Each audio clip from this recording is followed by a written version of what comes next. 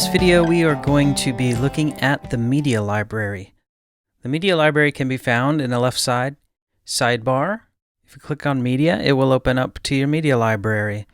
Now, the media library is where all of your media files will be stored and managed. You can view them, you can sort them, you can make changes to them to a degree, and even if they are placed into a page or a post through the editor, they ultimately will be copied to your media library, and this is where they are stored and managed. If you delete a photo, for example, from a page while you are in the page editor, it will remove it from your photo library as well. If you are in the media library and you delete a photo that is in your media library, it will also be removed from any page or post the photo is being used. So this is sort of the master library for all of your media files.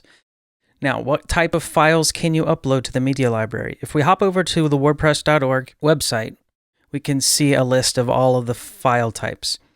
Now, what we see when we first load up our media library are all the images and files that were imported with our demo content. So you can see there are quite a few things in here already. To add anything to the media library, you can click the Add New button here in the sidebar, here at the top, and then you can browse your computer, or what's just a bit easier in my opinion is to open your Explorer or your Finder and just drag the files into your browser, and you will see this indication that you can drop files to upload. And then once I let go, it will import the file, and it'll show right here.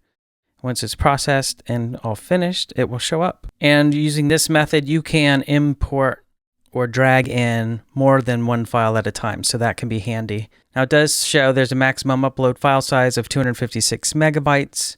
There are ways around that, but for now, that shouldn't be an issue when you're getting started. One downside of using WordPress is that you cannot organize your media files into folders, but if you have a lot of media files and you need to find a specific file, there are ways to go about that. First of all, you can use these filters. You can also sort by dates. So if you remember when you uploaded it, you can look at only the files that were added during that time frame. You can also search for a file name. Let's go to all dates, all media types. And right now we're looking at the grid view where we can just see thumbnails of all the images, but you can also go to a list view by clicking this icon here. And then it's more of a database type looking layout. Once we get to the bottom, we can look at multiple pages. If we want to look at a lot at once, we can go up to the screen options and we can change the number of items that show per page. I'll show 50. And now it will show 50 at once. Just a warning on this. If, say, you put this to 200, it might work, but it also might take so long to load that it times out. So keeping it at 50 or lower probably is a better option. Just like pages and posts, there is bulk editing, but really the only thing you can do with the bulk edit is delete permanently. So this is handy if you do upload a lot of images and maybe you want to start over.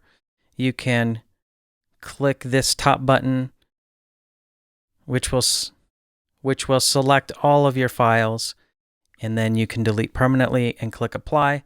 And depending on how many are selected, it may take a few minutes for it to process that. If you click on an image, it will take you to that image's properties. We can see some information here. We can add alternate text, which will be always associated with this image. If we click edit image, there are a few things we can do in WordPress. So if you want to crop it, you just click and drag inside the image to select the area you want to be for the new image. Click the crop button, and it will process that and chop off the edges, and you can save it, or you can undo if you don't like it.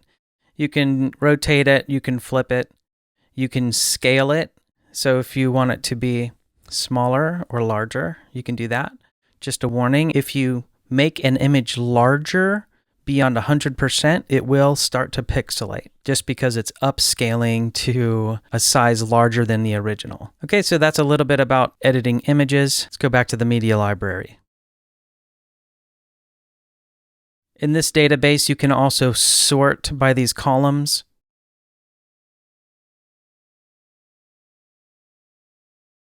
Here, the uploaded to column means that it may be attached to a page or post. If it's unattached, it means it has not been added to any page or post. Okay, so that's the media library.